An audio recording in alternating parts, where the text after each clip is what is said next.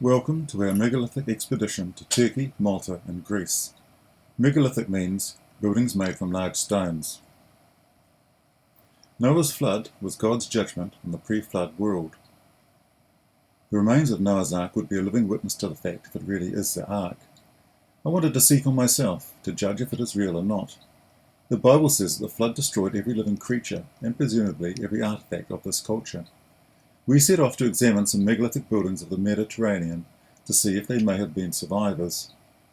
The pre-flood culture was said to possess sophisticated technology. Therefore the Ark and any surviving buildings should also show evidence of sophisticated technology. The Bible relates that the angels rebelled against God and came to earth and interbred with human women. Their children were the Nephilim, or giants. They taught mankind things we weren't meant to know, such as warfare, seduction, drugs, magic, and metalworking. Man's thoughts became evil continually, so God judged the world with a flood, which destroyed all the animals and mankind, except those found to be perfect in their generations, i.e., Noah and his family. This is the aerial photo taken by Turkish surveillance pilot Ilhan Durupinar in 1959. As an experienced interpreter of aerial photos, he realized this was a unique boat-like object and not a natural formation. It is now known as the Durupinar site. Could this really be Noah's Ark? What is the evidence? The site is in eastern Turkey, near the Iranian border, at 3,000 meters above sea level.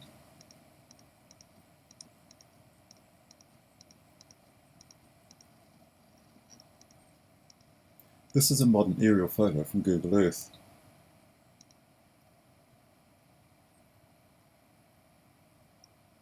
It is high altitude and mountainous, with volcanic cones.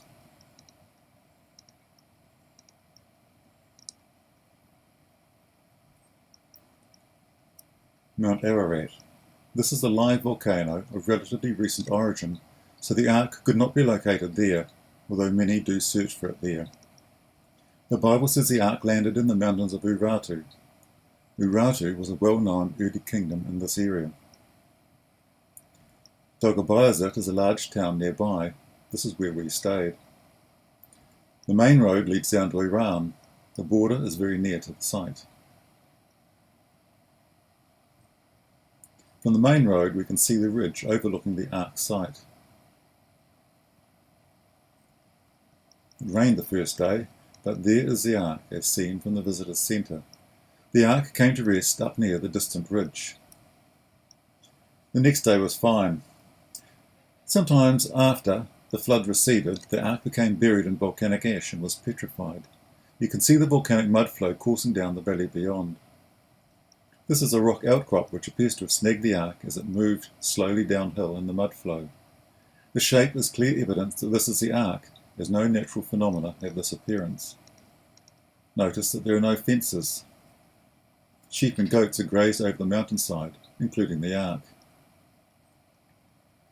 The size of the Ark given in the Bible is 300 by 50 by 30 cubits, which is 157 by 26 by 15 meters, and that is what it surveys at, evidence that it is the Ark. You can see the rounded stern and the vertical sides. In the foreground is a gully with a creek running in it. From the bow, the sides stand out clearly, but they're not as exposed. On the port bow we can just make out vertical bands of lighter material. In the 1980s, Ron White scraped the surface off to reveal distinct vertical bands, contrasting the ribs and the mud between. Further evidence that it is the Ark. The vertical sides are unnatural for consolidated mud. Without the fossilized Ark, this is what mud banks look like.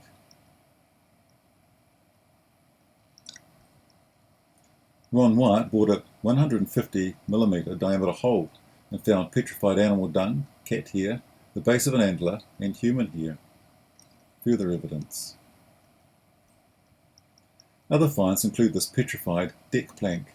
It is laminated in 3 layers and covered in pitch, as the Bible describes.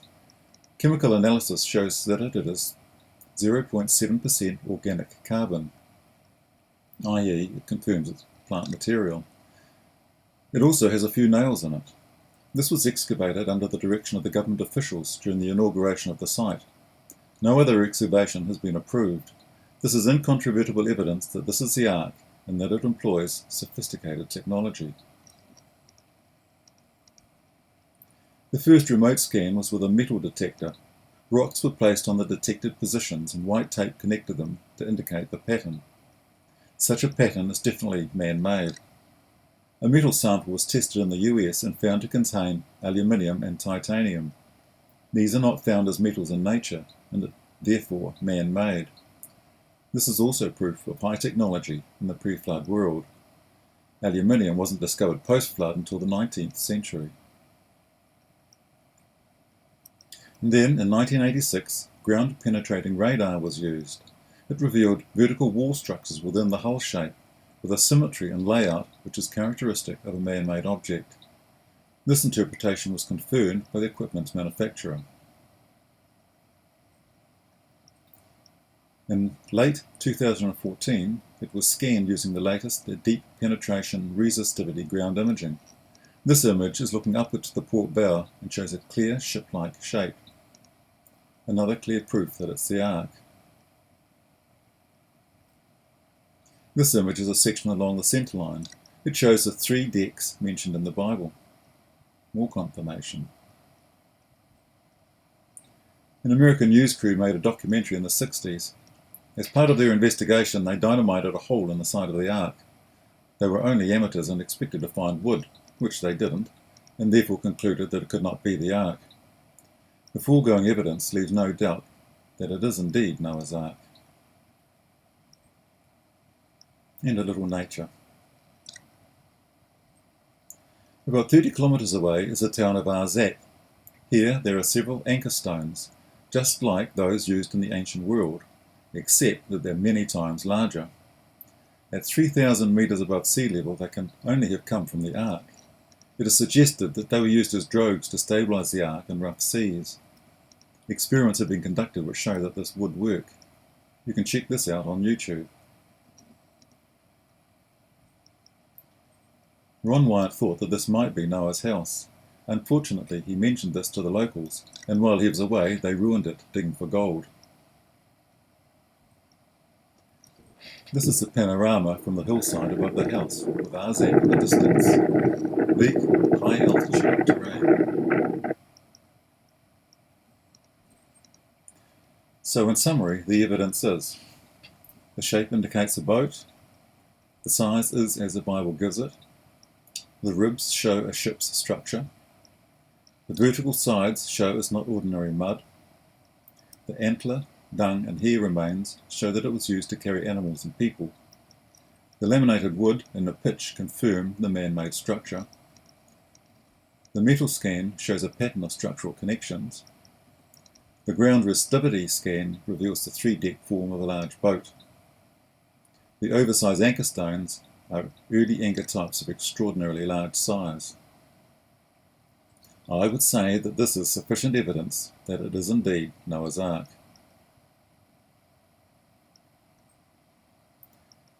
A tourist attraction in the area is this Ottoman period palace, whose construction was started in 1685 and completed in 1784. It's one of the few examples of surviving historic Turkish palaces. We also had the usual carpet sales pitch, but they were wonderful carpets.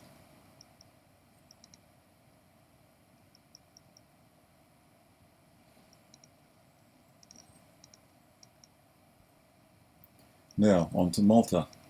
Malta is only a small island, but it has several dozen megalithic temples, often referred to as the temples of the giants. They're considered to be the oldest buildings known to man, older than the pyramids.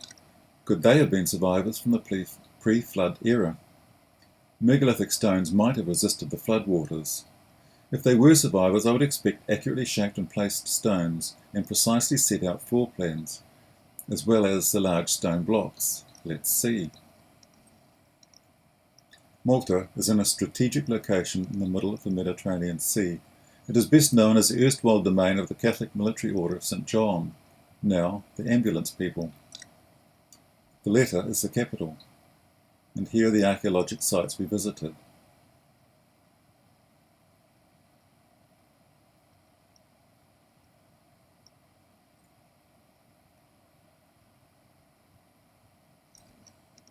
There was a lovely little Italian restaurant nearby our B&B. Italian culture, especially Sicilian, is strong on the island. We stayed in a B&B called Cristo Rey, that is, Christ the King. It's near the Hypogeum or the Burial Cave complex. A motor scooter proved ideal for getting around the small island with its narrow streets and pleasant climate. Imgar is a village. It contains the Church of the Assumption of the Blessed Virgin. Baroque is a predominant building style, and there are many impressive churches, as there used to be 80% church attendance until recently. We had rabbit for lunch, which is a traditional dish. Skorba is in the town of Imgar. The temples show two distinct phases. Ggantija is the earlier phase, with larger but less regularly shaped stones. Tarxien is the later phase, with better dressed stones. Both phases of temple construction are represented here, although the remains are so badly eroded that it is hard to evaluate the level of technology of the original work.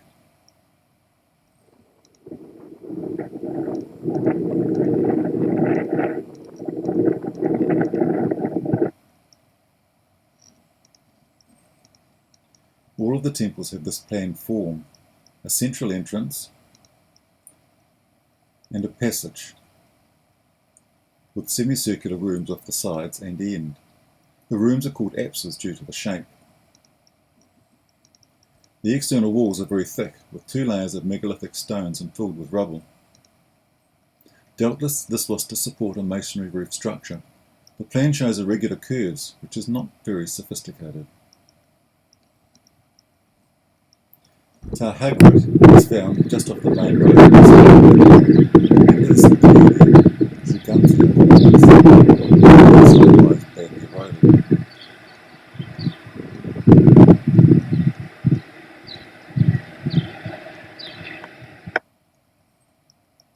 This is the entry trilithon and steps. Note the metre rule for scale. The trilithon was re-erected after being excavated. The plan is similar to Skorba. The entrance trilithon is indicated here. The smaller building to the right was a later addition, which was a common development.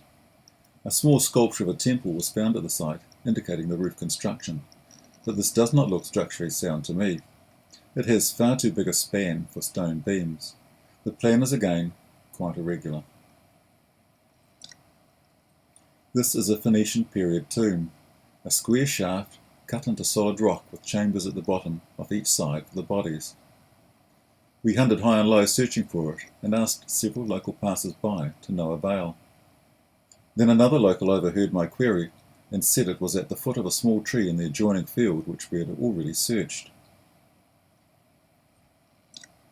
Hagar Qim is well developed with a big visitor centre and fabric roofs. They found that after several decades above ground, the deterioration was so great that they had to protect them from the weather.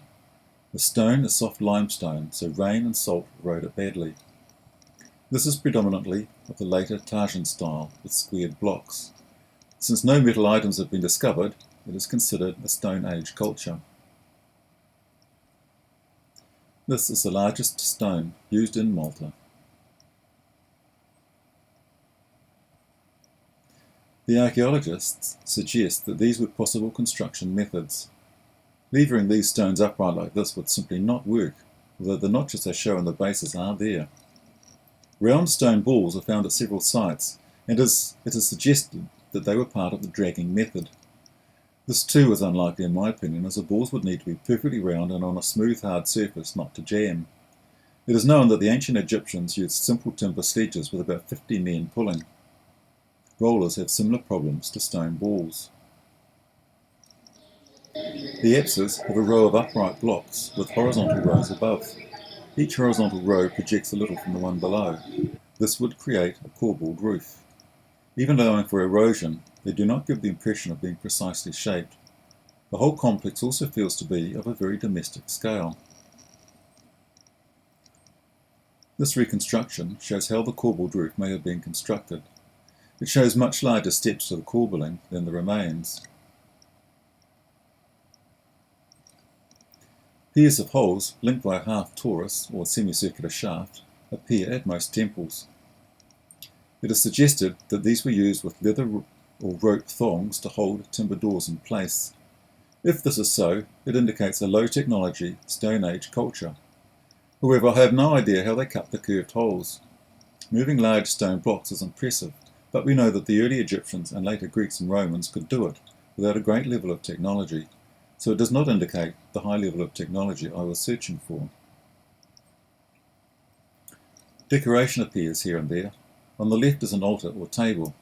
The pitted surface decoration is used everywhere on Malta, along with the spiral motif. Few sculptures have survived. They are all known as obese women, although there is doubt about the gender, as the faces, where they occur, and breasts are counterindicative. Mnajdra is a few hundred metres down the hill from Hagar Qim. It is early Tarxien. There are 3 temples in this complex.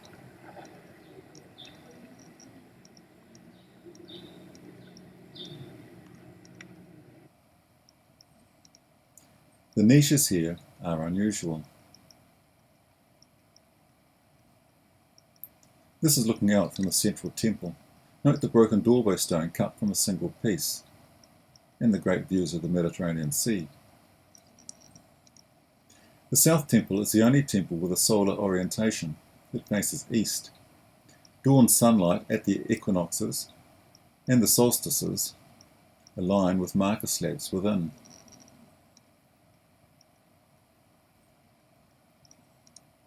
The visitor centre has a terrific model illustrating this.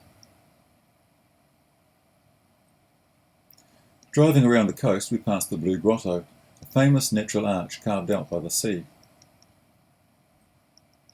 Gar Dalaam is a natural cave containing several metres of alluvial sediment with prehistoric bones of extinct animals, such as miniature hippopotami. The walkway is the floor level when discovered. The right-hand side has been excavated to the original cave floor. The visitor centre has an original Victorian display as well as a modern interpretation hall. Some statues from elsewhere on the island were also here. Here is another obese lady. The pleated skirt is common to most of these statues. There's a drive-on ferry to the island of Gozo. They run every 20 minutes. Scooters shoot straight to the head of the queue. You only pay on the return journey, $15 or so. Such a good service. Ggantija is on the island of Gozo. It is the earliest and namesake Ggantija phase, which uses large, irregular or polygonal stones. This is the rear of the building as you approach from the visitors centre. Notice the large uprights interspersed with the inline stones, quite a common feature.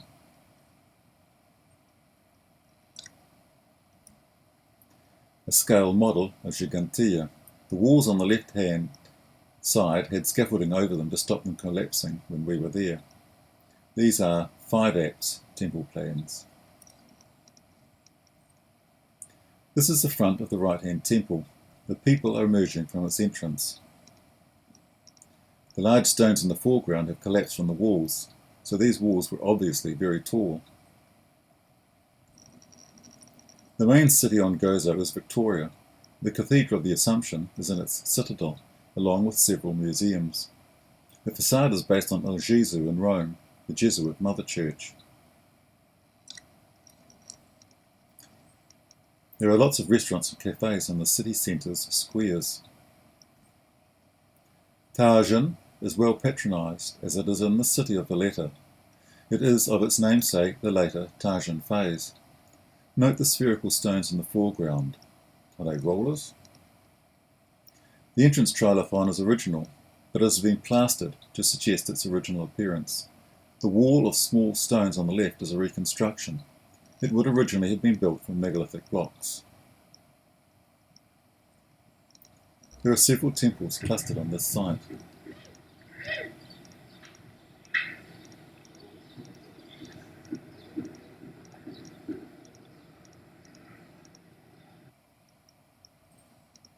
These apses have a beveled course of stones indicating a domed roof.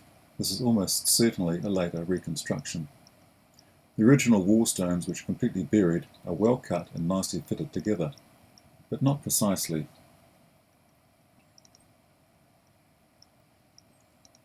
There was more decorated stonework in this temple than the others. Spiral patterns were most common, but there were a few animal representations too. This pot was carved out of a single piece of stone. It is about 1 metre in diameter. Another unusual ancient artefact is what are called cart ruts, deep parallel grooves running across the hillsides. They are scattered throughout Malta, but the largest concentration is in this site called Clapham Junction, after the extensive London Railway junction. The ruts run every which way, with many crossings and Y junctions. The ruts are 1.41 metres apart, varying by only approximately 2 centimetres.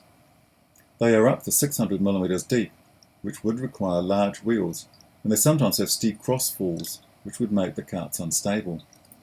They do not appear to go between any known destinations. An alternative explanation is that the ruts resulted from slide cars, similar to the North American Indian travois. Another issue is the lack of animal hoof marks between the ruts, which always appear in known ancient roads. Here is an example of the Y junctions.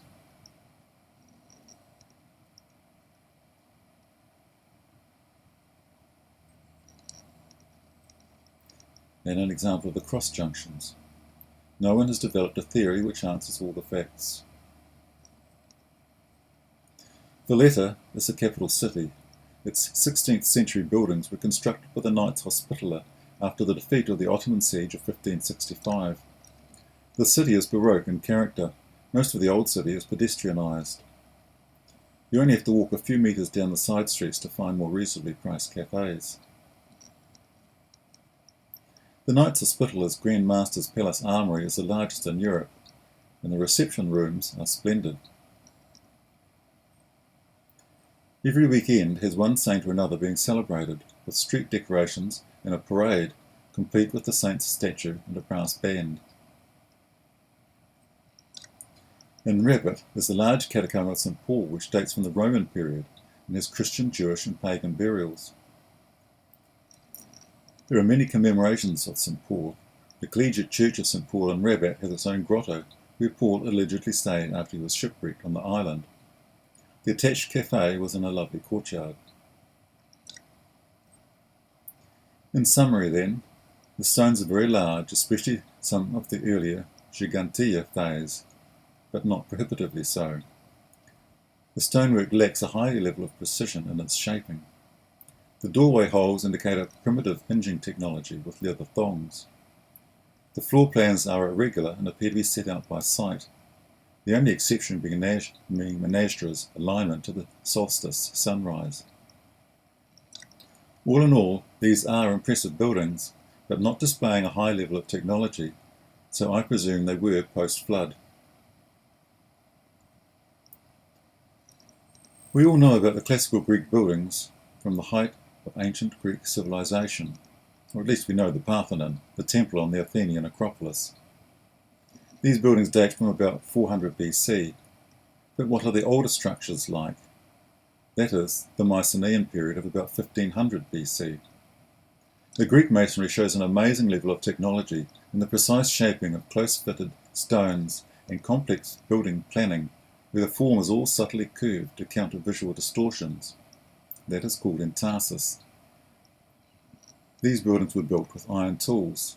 The Mycenaeans used bronze. The Pnyx, or Pinika in Greek, is the ancient meeting place of the Athenian government, the ecclesia. It is thought to have originated in the early 5th century BC, so it is not much older. It is a levelled platform on the side of a hill to the west of the Acropolis. The levelling was achieved by building a semicircular retaining wall outwards and excavating a little into the hill. These are big blocks of stone. A reconstruction shows the original form. The megalithic stonework is the lowest part. The upper layers are now lost. The bema, or speaker's platform, was carved into the hillside along with the adjacent wall. Soil was then brought in to produce the level area, and this needed a wall of massive blocks to retain it in place. Megalithic blocks weren't usually used by the Greeks. They only built with megalithic stones when they were required for retaining walls, as large stones are better than smaller ones for earth-retaining structures. This is how the platform appears today. The bema is clearly visible. The Acropolis is in the background. The megalithic retaining wall is all that remains. The rest of the stonework was probably reused in the city once the ecclesia started meeting in the agora or marketplace. Ancient steps can be seen cut into the hillside and disappearing under the retaining wall, suggesting an earlier, smaller meeting place. This also supports the 507 BC dating for the megalithic stonework.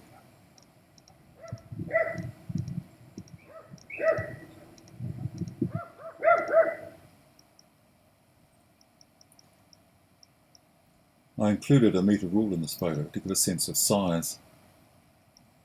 A rough average sizing would be 1.5 by 2 by 1.5 metres deep. At approximately 2 tonne per cubic metre, that is 4.5 tonne each. That is twice the weight of an average Great Pyramid stone. This is not uncommon in the ancient world. The semi-polygonal shaping of the stones is clearly seen here. The horizontal courses step and angle rather than being continuous, and the vertical joints are sometimes slanted. I suspect that these techniques were used because they made shaping larger stones easier and because they were more earthquake resistant. But it does require them to be able to measure and transfer the precise shape of the already positioned stones to the stones about to be placed, as they are too big to offer up, mark the alterations, take them down to reshape them, and then replace them. This type of retaining wall is not uncommon in the ancient world. Everyone knows the Parthenon is named after the virgin goddess Athena Parthenos, the patron god and namesake of Athens. Built in the 4th century BC, it is a good example of building masonry. It has finely finished rectangular blocks of ashlar masonry, the precision of which is challenging to modern stonemasons with power tools, and it was built in only 8 years, a prodigious feat. They may look straight, but none of the horizontal lines are. They are all slightly curved. And the verticals all taper inwards slightly. This is the entasis I mentioned earlier. So each stone is a subtly unique shape, and they all fit perfectly. Absolutely incredible. Modern masons do not know how they did it without machinery. The beam or epistyle stones each weigh approximately 10 tonne. It is no small feat to hoist them 10.4 metres into the air and to place them precisely. I thought the retaining wall might be the most ancient part and consequently the most interesting. These are megalithic blocks similar to the Pnyx wall in size but with random horizontal courses. Further around on the north side we can see some column drums from the second Parthenon temple which was destroyed by the Persians before it was finished. This is a reconstructed stoa or market building in the Greek agora. It's used as a museum. The Acropolis Museum was built in the 80s and is dedicated solely to the Acropolis buildings, and hence this fantastic view. The Dragon House of Ochi is a mysterious megalithic building on the top of Mount Ochi, which is on a peninsula to the east of Athens. There is no record of when it was built. It was obviously built from the massive quantities of fractured slabs all around the mountain top. The door is a little small for a decent-sized dragon, so I presume the name is fanciful. It faces the Aegean Sea to the east with Turkey on the horizon. Doubtless, this was a classical period military watchhouse, built to prevent another Persian invasion catching them off guard.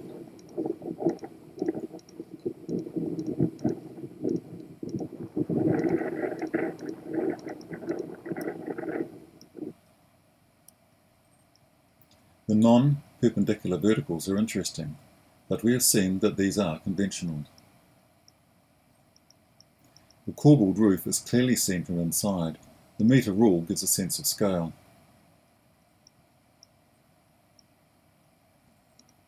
The largest stone is this roof stone above the doorway, approximately 3.2 tonne. That is a big stone to heave around on the top of a mountain. Here it is from the outside.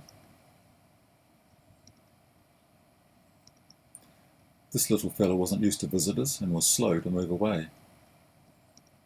And also this fellow. Myceneae is the best known megalithic site in Greece. The pre-Greek culture has been named after it. King Agamemnon of Mycenae was the king which led the Mycenean and Greek kingdoms into war with Troy to recover his brother's adopted wife, Helen of Troy. This is the subject of the Iliad and Odyssey stories. So the origin of the city in 1350 to 1200 BC is known.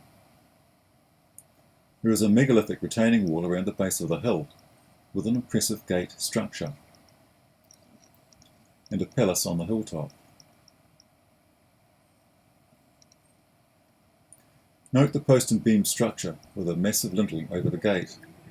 Above this is a massive triangular stone with two lions either side of a column. The lions' heads were originally gold, which has obviously been looted.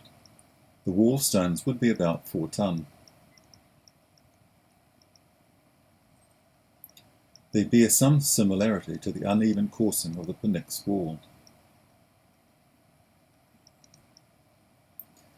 This is commonly termed polygonal megalithic stonework, but it is very crudely shaped and has smaller stones inserted to make the fit. The largest stone is about 2 tonne. It is 1,000 years earlier and much cruder than the Pnyx wall. Note also that it is a retaining wall. The freestanding walls were much more precisely jointed. May was a good time of year to go for flowers. And also this creepy crawly, a 20 to 30 centimetre centipede. The secure water supply was down these steps to a spring. Note the corbelled roof. And further down there was a lintel. There was a nice museum on the site with this reconstruction of a mural from the period. Agamemnon's gold hoard was found in an undisturbed underground tomb nearby. This is the headdress. Tyrins is a city of the same period a little further to the south. It was the city originally given to Agamemnon after he was expelled from Argolid for a murder. Later he built Myceneae. We see the same sort of crude polygonal megalithic stonework. And also here.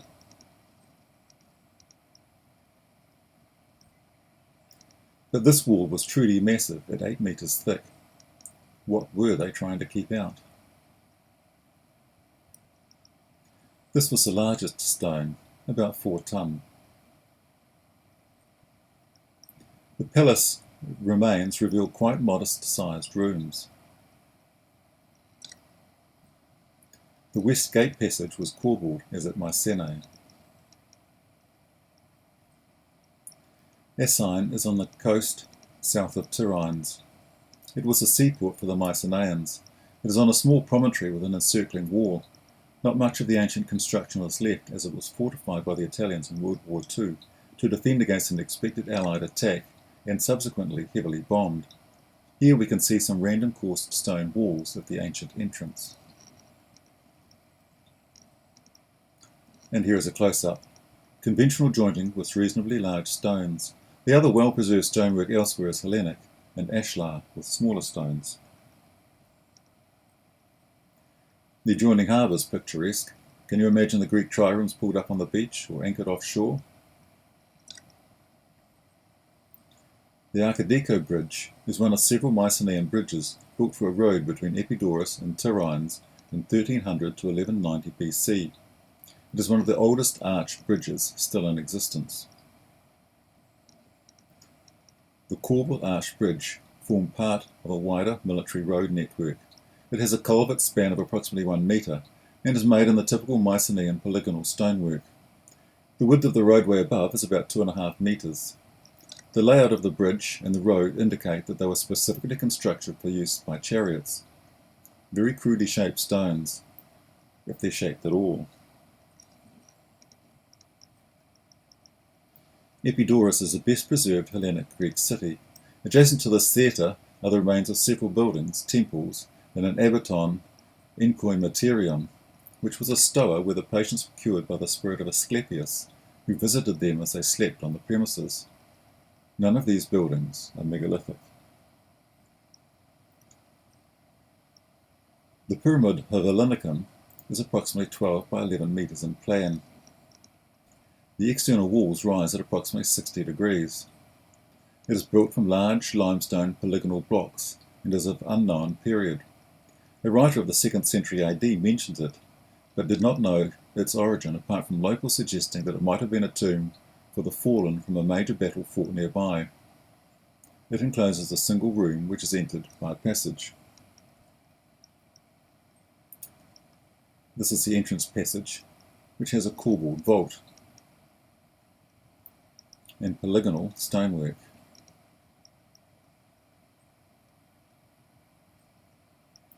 Messini is a large classical Greek city-state refounded in 369 BC. Most of the stonework is Hellenic ashlar. The item of interest is a massive stone gate lintel, now broken. No engineer would have thought this would last. At least it wasn't supporting anything. Messini is north of Kalamata, a seaside resort where the black olives come from. Here is an aerial view and a plan of the Messini gate.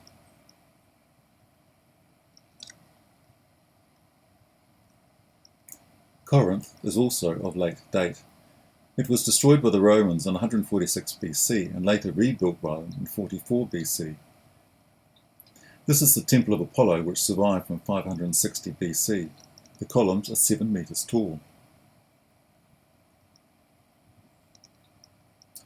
The Antikythera mechanism was fished up from the sea near the island of Antikythera in 1901. It is confidently dated to about 100 BC. Detailed computer X-ray tomography and high-resolution surface scanning was used to image the inside fragments of the encrusted mechanism. The results suggest that it had 37 gear wheels, enabling it to follow the movements of the Sun and the Moon through the zodiac, to predict eclipses, and even to model the irregular orbit of the Moon, where the Moon's velocity is higher at its perigee than its apogee. The knowledge of this technology was lost at some point in antiquity. Similarly complex objects did not appear again until the development of mechanical astronomical clocks in Europe in the 14th century. The Antikythera mechanism is now kept at the National Archaeological Museum in Athens. Several people have made reconstructions of it. They have an amazing holographic display showing slices through it at impressive depths.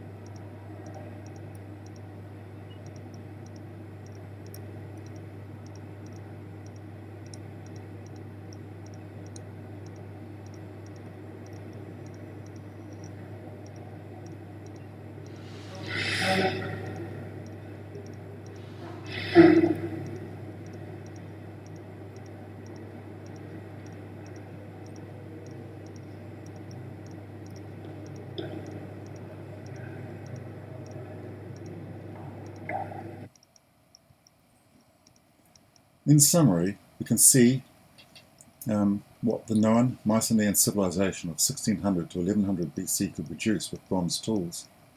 The Lion Gate of Myceneae and the adjoining retaining walls show roughly shaped polygonal stonework, not unlike the Maltese stonework of 2,000 years earlier. The openings were corbelled rather than arched, a simpler structural concept of earlier origin. The dragon house was most likely of Greek period origin.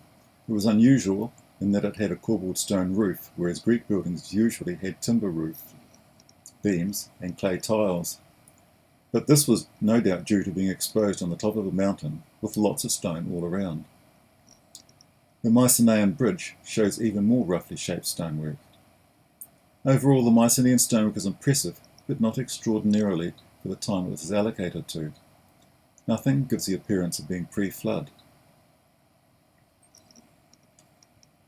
So, Noah's Ark is real, and therefore, so is God's judgment on the pre-flood world. It looks like the flood did wipe away every trace of their technology and culture. If anything could have survived the raging floodwaters, it might have been megalithic buildings, but nothing I saw indicated sophisticated technology. The only other artifacts that I have heard of are the small metal objects found embedded in coal seams. This suggests that the coal-making event was most likely the flood, rather than a terribly ancient climatic change. The Antikythera mechanism is a sobering reminder that we do not know everything about the technology of the ancient Greeks. Their building work also displays great technical achievement. Those restoring the Parthenon do not know how they managed such precise work, or how they built the building in only 8 years with a recorded workforce. There has been some speculation that the polygonal megalithic stonework must have been done by outside influences. But, as impressive as it is, it gives me the impression that it broadly fits with the time periods it is thought to belong to. Nonetheless, the achievements are impressive, and the technical skills are still not all known. It's also sobering to bear in mind that if the judgment of man in Noah's day happened, then the imminent judgment of the world portrayed in the book of Revelation will also come to pass. In this judgment, the world will be destroyed by fire rather than water. Are the wildfires we see worldwide the beginning of this?